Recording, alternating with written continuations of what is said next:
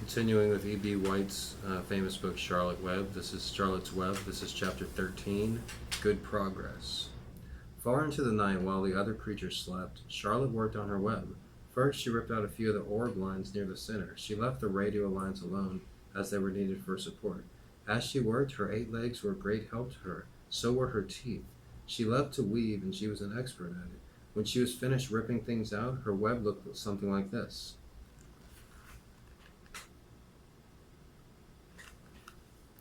A spider can produce several kinds of thread. She uses a dry, tough thread for foundation lines, and she uses a sticky thread for snare lines, the ones that catch and hold insects.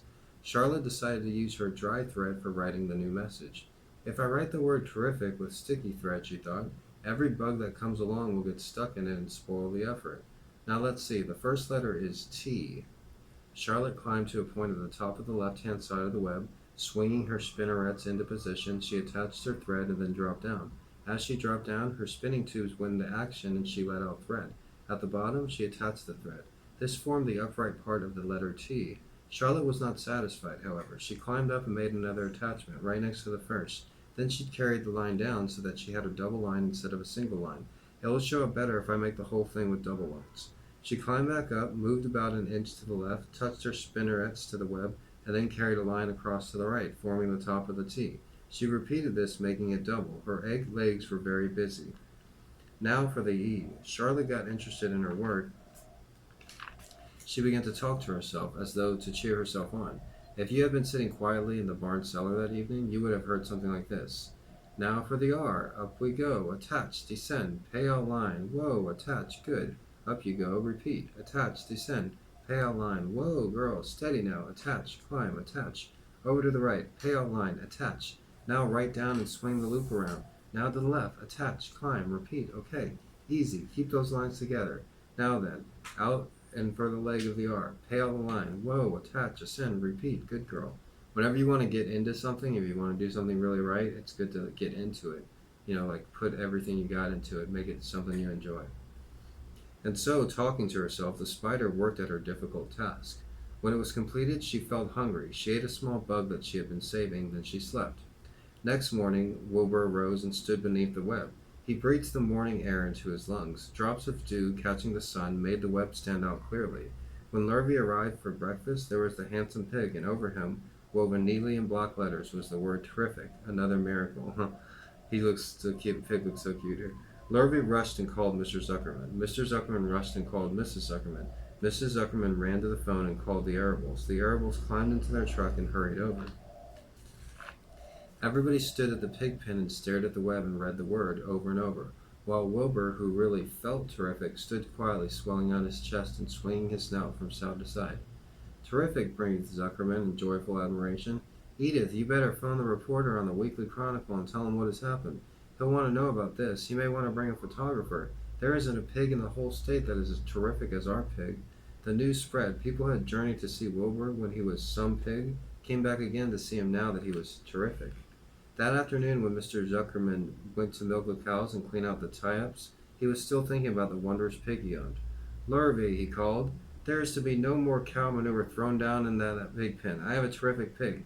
I want that pig to have clean, bright straw every day for his bedding. Understand? Yes, sir, said Lurvy. Furthermore, said Mr. Zuckerman, I want you to start building a crate for Wilbur. I've decided to take the pig to the county fair on September 6th.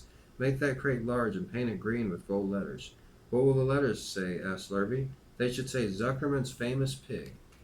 Lurvy picked up a pitchfork and walked away to get some clean straw. Having such an important pig was going to mean plenty of extra work, he could see that. Below the apple orchard at the end of the path was the dump where Mr. Zuckerman threw all sorts of trash and stuff that nobody wanted anymore. Here, in a small clearing hidden by young alders and wild raspberry bushes, was an astounding pile of old bottles and empty tin cans and dirty rags and bits of metal and broken bottles and broken hinges and broken springs and dead batteries and last month's magazines and old discarded dish mops and tattered overalls and rusty spikes and leaky pails and forgotten stoppers and useless all junk.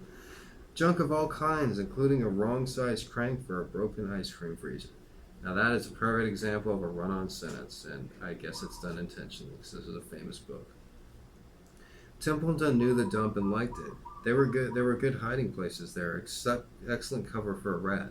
and there was usually a tin can with food still clinging to the inside. Templeton was down there now, rummaging around. When he returned to the barn, he carried in his mouth an advertisement he had torn from a crumpled magazine. "How's this?" he asked, showing the ad to Charlotte.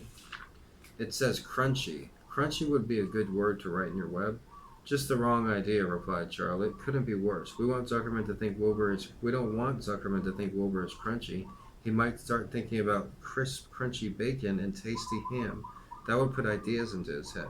We want to advertise Wilbur's noble qualities, not his tastiness. Go get another word, please, Templeton."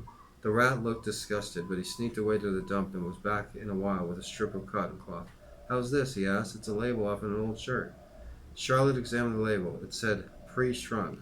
"I'm sorry, Templeton," she said, "but pre-shrunk is out of the question. We want Zuckerman to think Wilbur is nicely filled out, not all shrunk up." "I'll have to ask you to try again." "What do you think I am, a messenger boy?" grumbled the rat. "I'm not going to spend all my time chasing down to the dump after advertising material." "Just one more, please," said Charlotte. "I'll tell you what I'll do," said Templeton. "I know where there's a package of soap flakes in the woodshed. It has writing on it. I'll bring you a piece of the package." He climbed a rope that hung on the wall and disappeared through a hole in the ceiling. When he came back, he had a strip of blue and white cardboard in his teeth. "There," he said triumphantly. "How's that?" Charlotte read the words, "with new radiant action." "What does it mean?" asked Charlotte, who had never used soap flakes in her life. "How should I know?" said Templeton. "How should I know?" said Templeton. "You asked for words, and I brought them. I suppose the next thing you want me is to fetch the dictionary." That's Templeton, he goes. Together they studied the soap ad. "With new radiant action," repeated Charlotte slowly. "Wilbur," she called. Wilbur, who was asleep in the straw, jumped up. "Run around," commanded Charlotte. "I want to see you in action, to see if you're radiant." Wilbur raced to the end of his yard. "Now back again. Faster," said Charlotte. Wilbur galloped back. His skin shone. His tail had a fine, tight curl in it. "Jump into the air," cried Charlotte. Wilbur jumped as high as he could. "Keep your knees straight and touch the ground with your ears," called Charlotte. Wilbur obeyed. "Do a backflip with a half twist in it," cried Charlotte. Wilbur went over backwards, writhing and twisting as he went. "Okay, Wilbur," said Charlotte. "You can go back to sleep." "Okay, Templeton, the soap ad will do. I guess I'm not sure Wilbur's action is exactly radiant, but it's interesting." Exactly, said Wilbur. "I feel radiant." "Do you?" said Charlotte, looking at him with affection. "Well, you're a good little pig, and radiant you shall be. I'm in this thing pretty deep now. I might as well go to the limit."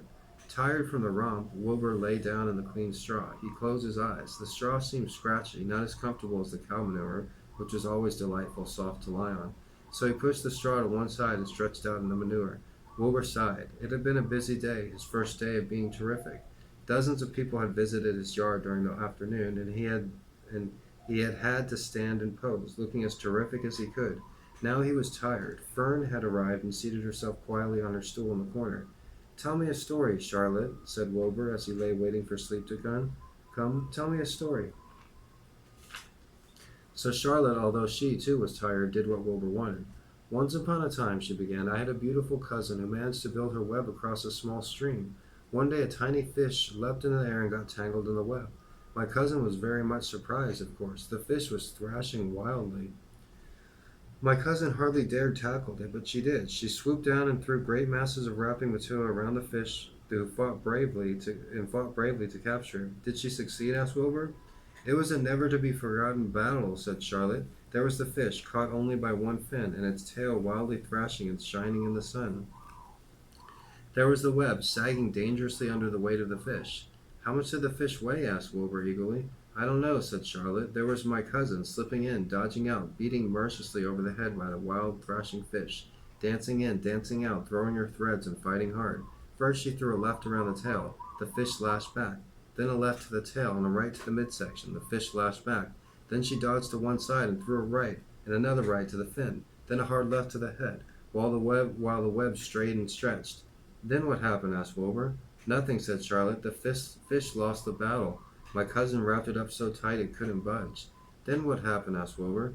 "Nothing," said Charlotte. "My cousin kept the fish for a while, and then, when she got good and ready, she ate it." "Tell me another story," begged Wilbur. So Charlotte told him about another cousin of hers who was an aeronaut. "What is an aeronaut?" asked Wilbur. "A balloonist," said Charlotte. "My cousin used to stand on her head and let out enough thread to form a balloon. Then she'd let go and be lifted into the air and be carried away in the warm wind. Is that true? Asked Wilbur, or are you just making it up? It's true, replied Charlotte. I have some very remarkable cousins. And now, Wilbur, it's time for you to go to sleep. Sing something, begged Wilbur, closing his eyes. So Charlotte sang a lullaby, while crickets chirped in the grass and the barn grew dark. This was the song she sang. Sleep, sleep, my love, my only, deep, deep, in the dung and the dark. Be not afraid and be not lonely. This is the hour when frogs and thrushes praise the world from the woods and the rushes. Rest from care, my one and only, deep in the dung and the dark. But Wilbur was already asleep when the song ended. Fern got up and went home.